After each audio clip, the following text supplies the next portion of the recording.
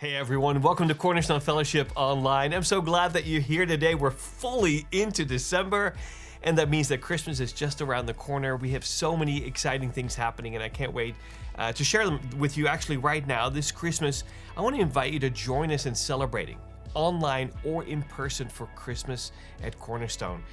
One of my favorite parts always is the worship music. We'll be singing some of our favorite Christmas carols, and you don't want to miss that. You can check our website for all the service times and locations and make plans to celebrate with us. It's going to be a great time together, really capping off our Christmas season. And as we continue our time together, I want to also invite you to partner with us in giving. Your generosity makes all of this possible, from worship services, ministry outreach, connecting people to the love of Jesus. And as we approach the end of the year, it's a perfect time to consider an end-of-year gift to support the mission of our church. Giving is simple. Again, you can follow the link in the chat or visit our website. Thank you. Thank you for being part of what God is doing through Cornerstone Fellowship. And for a moment, help me, can you just imagine having a direct encounter with God, with the creator of the universe, where he calls you to do something and you still say no? It sounds unthinkable, but it's exactly what happened to Moses, to Jonah, to Peter. Each one of them had their reasons. Maybe it was fear, it was pride, it was tradition, and yet each of them also learned what it means to step out in obedience. And this weekend, Adrian lays out for us in the message that we have an opportunity to give Jesus what he truly desires for his birthday: our obedience, our love, our willingness to follow him. So let's not let that fear or pride or even tradition hold us back. Let's instead step forward in our faith and give God our hearts and lives fully. Before we hear Adrian's message, let me throw out a fun question for you to put in the chat or in the comments. What is the worst Christmas present you've ever received? I'm pretty sure we'll see some hilarious comments out there. All right, let's go to Adrian now as we continue celebrating this season and exploring what Jesus wants for his birthday. Welcome to Cornerstone Fellowship.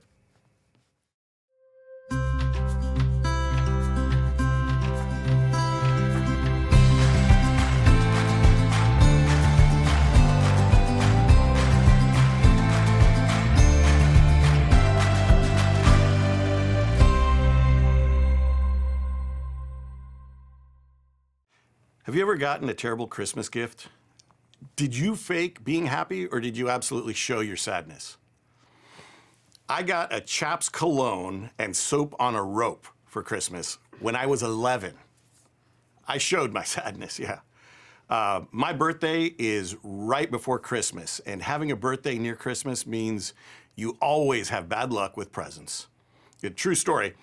I got a pair of socks from someone, and the card read, "The left sock is for your birthday, and the right sock is for Christmas. Ha ha." I was a little bit of a hyper-vigilant person about Christmas presents when I was a kid.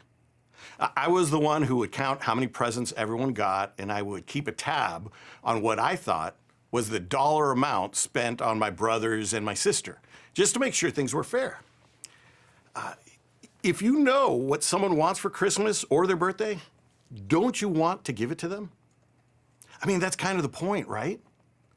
I remember wanting a remote control car when I was a kid. I did not keep it a secret. I put it on my list. I sent it to my parents. I dropped hints. I left notes. And on Christmas Eve, I remember watching my older and younger brother open boxes and both get remote control cars. And I thought, how cool. The three of us can race our remote control cars. But when I opened all my presents, there was no remote control car. I thought Santa must be messing with me. So I double checked. I went through all the wrapping paper in case I missed it. I looked behind the tree. No remote control car. So I started crying. I was just a kid, like 19 years old. No, I was 9 years old. My brothers started playing with their cars, and I was so jealous. Even though their cars were those old weird ones that could only turn left, it's like they were halfway done building them and they said, yeah, that's good enough. Who turns right anyway? But I wanted one. And I didn't notice that my tia, my aunt, snuck out. She actually found a store open and bought me a remote control car while I was having a tantrum. When she got back, I was still crying, and she gave me a box that was all wrapped up, and in it was a brand new remote control car. It was awesome. It was faster than my brother's, and it turned left and right. It was exactly what I wanted. I remember I gave my aunt a big hug, and she had the biggest smile on her face. Part of the joy of Christmas is giving someone we love the thing they want. You know, I had a friend who would make a birthday cake on Christmas and then make his kids sing "Happy Birthday" to Jesus. Kind of weird. But if I take a second and actually think about it, maybe it's not so weird. Maybe at Christmas, along with singing carols, eating too much, buying presents for people, and thinking about what present we want, maybe Christmas doesn't come from a store. Maybe Christmas, perhaps, means a little bit more. You see what I did there? That's from the Grinch. But maybe we should be thinking and talking about what Jesus wants for his birthday. Now, before you call me a heretic, I know Jesus is eternal. I know he's part of the Trinity. But Jesus' birthday, his earthly birthday as a human being, is big. It's what we celebrate at Christmas. So what do you think Jesus wants for his birthday? A remote control car? Cash? Now, we kind of know already, right? At least we should know. I don't think it's a super secret.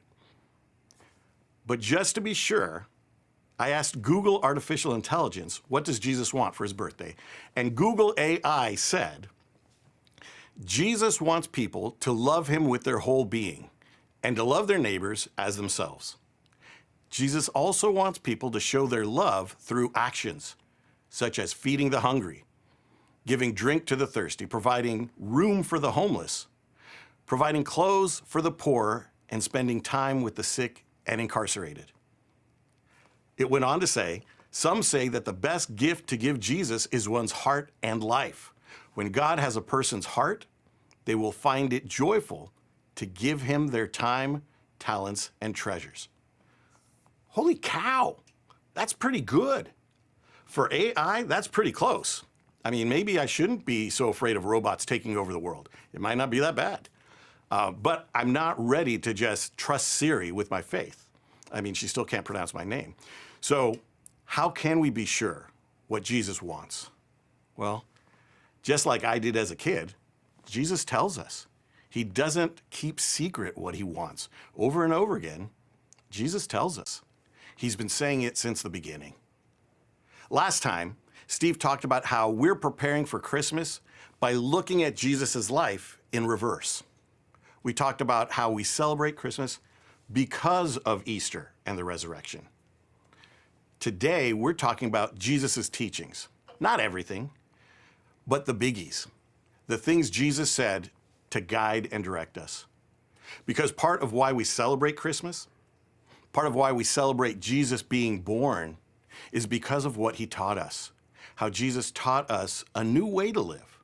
How Jesus explained to us what really matters. We have to remember that Jesus' message, the words of Jesus, are a huge part of why we celebrate Christmas. Otherwise, I'm not sure we're celebrating Jesus' birth. It's just another holiday. Now, there are a lot of places we could look in the New Testament and the Gospels to read the actual words of Jesus about what he wants from us. But let's keep it simple and clear. Because let's be honest, we all need to get back on Amazon and finish Christmas shopping. So let's look at 4 things on Jesus' Christmas list. 4 things Jesus wants. First, what Jesus said about following him. Second, what Jesus said about people who follow him. Third, the things Jesus said were most important. And then fourth, the last command Jesus gave us. Okay, the first thing is a bunch of people were following and hanging around Jesus, and they're trying to figure out how to follow him. So let's listen to what Jesus says to them. In Matthew 5, 1-10, we call this the Beatitudes. It says, "Now when Jesus saw the crowds, he went up on a mountainside and sat down. His disciples came to him, and he began to teach them. He said, "Blessed are the poor in spirit, for theirs is the kingdom of heaven. Blessed are those who mourn, for they will be comforted. Blessed are the meek, for they will inherit the earth. Blessed are those who hunger and thirst for righteousness, for they will be filled. Blessed are the merciful, for they will be shown mercy. Blessed are the pure in heart, for they will see God. Blessed are the peacemakers, for they will be called children of God. Blessed are those who are persecuted because of righteousness, for theirs is the kingdom of heaven." Now, who does that sound like? The Sermon on the Mount looks just like Jesus. Jesus tells the crowd who want to follow him, hey, be more like me. Be more Jesus-y.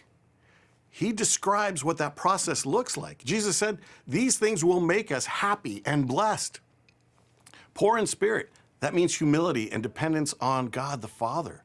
Mourning, Jesus means being sad about the things that God is sad about, the brokenness of the world. Meek, the word used here means power under control, not using our advantage or influence to harm, but to help. That's very Jesus-y. Hunger and thirst for righteousness. Remember, righteousness is about a right or healthy relationship with God. If you hunger for it, if you pursue it, you'll find it. Merciful. If we're merciful to others, we get mercy. Jesus is the definition of mercy. Pure in heart. That's having one focus, valuing God over everything else.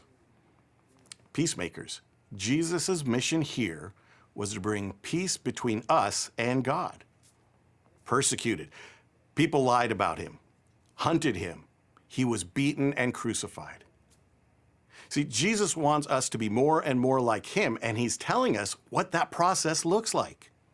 Actually, all of Jesus' directions on how to live, all his commands for us, look just like him. When Jesus invited his disciples into his community, he said, "Follow me." The reason that matters is that was the usual invitation from a rabbi to a Talmud, the invitation from a spiritual teacher to a spiritual student or disciple. It didn't just mean let's go for a walk. It meant go where I go, do what I do, learn what I do and why I do it, value what I value, follow my ways of life, become like me. And that's what Jesus wants for all of us. And not halfway like a remote-controlled car that only turns left, but all the way with all of our effort. So the first thing on Jesus' birthday Christmas list is Jesus wants us to become Jesus-y. Now let's look at number two. Let's not look at number two. Let's talk about the second thing. Let's look at Matthew 12, 46 to 50. While Jesus was still talking to the crowd, his mother and brothers stood outside, wanting to speak to him. Someone told him, "Your mother and brothers are standing outside, wanting to speak to you." He replied to him, "Who is my mother, and who are my brothers?" Pointing to his disciples, he said, "Here are my mother and my brothers, for whoever does the will of my Father in heaven is my brother and sister and mother." Jesus says anyone who obeys God is his family. Anyone who does the will of God is his family. Jesus wants us to know following him makes us part of his family. And Jesus wants us all in his family. Jesus doesn't want us to try to do it alone. Jesus wants us together, and not as an organization, but as an organism, a body, a family, his family. So Jesus wants us to become like him. Then Jesus tells us everyone who's becoming like him is in his family. I think Jesus is hinting that we'll share a family resemblance. We'll look like our father. We'll look like our older brother, not physically, but in our actions, in our values and our words. Think about it. If we're becoming like Jesus, we'll be humble and include others. We'll be meek and use our influence or power to help others. We'll want a right or healthy relationship with God, and we'll be merciful to everyone. And we'll be focused on those things, and we'll make peace between people, and we'll bring peace between people and God. And we won't stop even when we're mistreated or persecuted. Jesus is saying following him and being in his family are one and the same. We can't break mission and community apart. Jesus wants us obeying him and in his family. And he's not saying this in some symbolic way. He's saying this with his mom and brothers right there. He's saying this in a real practical way. His family relationships, that closeness and care, is with those who follow him. We're in that family. Let's make sure that we're actively loving each other like family. Okay, let's recap. 1, Jesus wants us to be more like him. And 2, Jesus wants us to be part of his close-knit family. Now let's talk about the third thing on Jesus' birthday Christmas list. In Matthew 22, verse 35, Jesus is talking. And one of them there, an expert in the law, tested him with this question. Teacher, which is the greatest commandment in the law? Jesus replied, love the Lord your God with all your heart and with all your soul and with all your mind. This is the first and the greatest. And the second is like it. Love your neighbor as yourself. All the law and the prophets hang on these 2 commandments. Now, listen to John in chapter 15, 12 to 13. Jesus is talking, and he says, my command is this. Love each other as I have loved you. Greater love has no one than this, to lay down one's life for one's friends. Jesus says all the law and the prophets hang on loving God and loving people. All the laws of the Old Testament, all the direction of the prophets are held up by loving God and loving people. Now remember, love is active. It's about action. It's doing good things for someone. Most of what Paul and Peter and James write is helping us put action to loving God and loving others. And Jesus commands us to love. So Dietrich Bonhoeffer, a great author, if you're not reading him, you should. Dietrich Bonhoeffer said, the church is the church only when it exists for others. Not dominating, but helping and serving. With that, we get a sense of the work involved when we are invited into God's mission. That's what Jesus wants, for us to actively love others. Not a weak emotional thing, but a real action kind of a thing, real sacrifice. That's the thing about love. It costs something. It takes sacrifice. It's not cheap. It's not easy. Jesus wants us to love others like he loves us. All right, we're almost done. We've read what Jesus wants, that he wants us to become like him, us to be in his family, close and connected, us to love God and love others actively. And that's already tougher. That's a tougher list than my daughter's list, and she asks for a horse every single year. But let's talk about the fourth and final thing on the list. Jesus wants us to bring others with us. Look at John 20, verse 21. Peace be with you. As the Father has sent me, I am sending you. Now look at Matthew 28, 19 to 20. We call this the Great Commission. Therefore go and make disciples of all nations, baptizing them in the name of the Father and of the Son and of the Holy Spirit, and teaching them to obey everything I have commanded you. And surely I am with you always to the very end of the age. One of the things I'm most thankful for is that Jesus gives us purpose.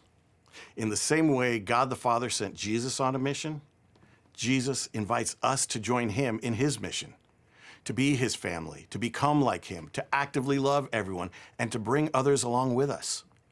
That's our assignment. That's what Jesus wants. I'm not sure if that'll fit under the tree or exactly how to wrap it, but that is what Jesus wants for his birthday. The question is, are we willing to give it?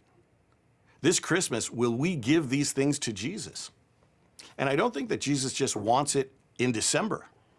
Jesus wants us to be part of his family and become enough like him that we keep on serving and caring for others, actively loving them and including them into the family from now on.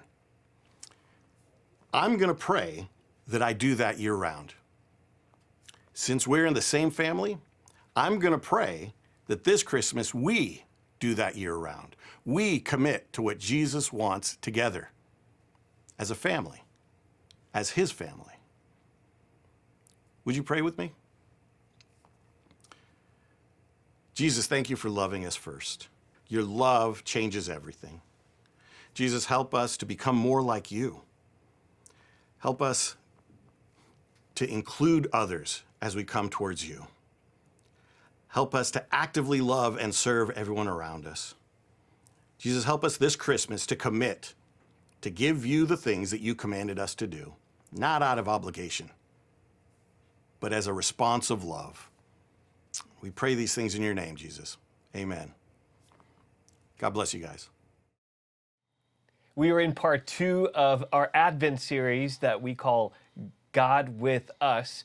And I'm sitting down with Pastor Adrian Singaris from our Walnut Creek area church. I'm so glad you're here. Thanks for teaching us today. And I love how you kicked us off with the question, what does Jesus want for his birthday? It's his birthday. What does Jesus want for his birthday?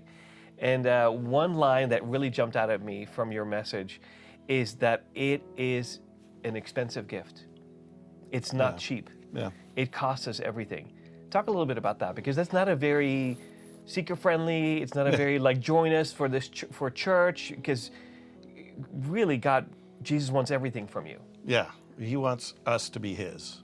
And there's specific things that he describes that means. He wants us in his family, and people in his family are people who align their hearts and their minds and their actions and words and thoughts with him and become more like him, become more Jesus-y. You said that, yeah. And that's what it costs. What does that look like in context? We live in the East Bay or somewhere around the world.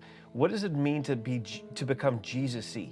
Because that sounds a little weird. I think it means it starts with us changing the way we think, changing what we value, so that our values from whatever they are become the values that Jesus tells us, the things he values, the things that he prioritizes.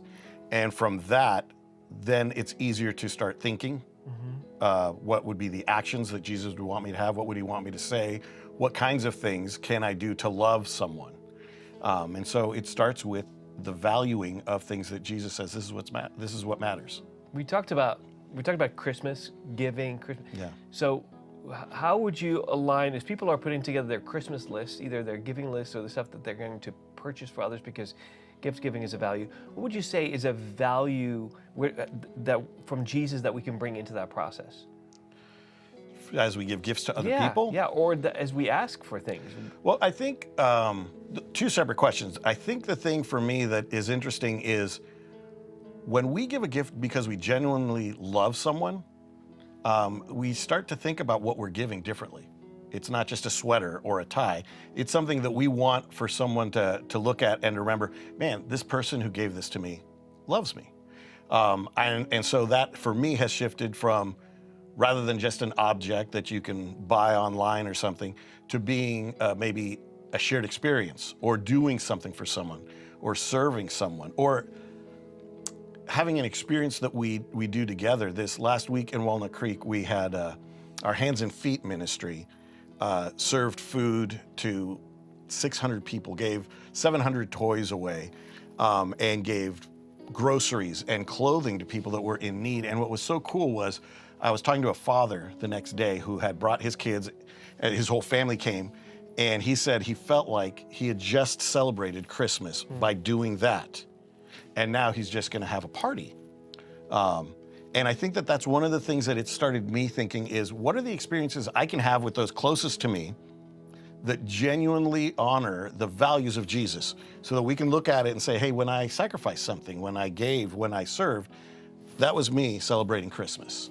And not that I'm against getting a tie or a sweater or a remote control car. I didn't get you anything. But you never do. But where are you taking me this year? For the shared experience. That, That's such a great way, Adrian. What a great practical example for all of us as we're trying to apply this. What are the values that Jesus values that we can bring even into their gift-giving process? I wish it was an original thought of mine, but a friend of mine told me that they stopped giving gifts and started to, for their family, think of experiences. And that coupled with what I just experienced with this dad was like, oh, what if I targeted experiences that were very Jesus-y Yes. with my family so they could look at it and say, that's Christmas. What are some other ways that you, as adult Adrian, learning more how to become more Jesus-y, what other areas of your life have you shifted your values to be more in line with the values of Jesus? Can you think of an example? Yeah, well, I think especially around the holidays, because our culture has kind of keyed in on like, hey, this is the time of giving, the season of giving. One of the things which is hard for me is to not be so greedy for what I'm going to get. And to try and focus, even outside of my family, of what can I give, whether it's time to volunteer someplace or to serve others, and to try and expand that. I mean, I really have been trying the last couple of years to look year-round at organizing my life so that I am more generous with my finances, but more generous with my time and my service, and just being actively loving to other people. And that takes some strategic thought and sacrifice. Honestly, it's a little surprising to hear that from you because I feel you're a very loving, generous person, available with your time. So that's cool that God's still working on you in that. One of the church values is sharing our advantage with those who are less advantaged. Do you feel that this is also something that aligns with Jesus' teaching about being merciful and pursuing righteousness? Well, I mean, in the Beatitudes, we hear, blessed are the meek, and that word that we get from the Greek, meek, doesn't mean what we think of as meek, which we usually think of as weak. Yeah, but like a doormat a little bit. Right, yeah. So the Greek word actually means gentleness or power under control. Gentle power or power under control, which really it's used to describe like how a lioness will pick up its cub in its mouth. And so there's tremendous power to do amazing harm, but that power is being used to care for.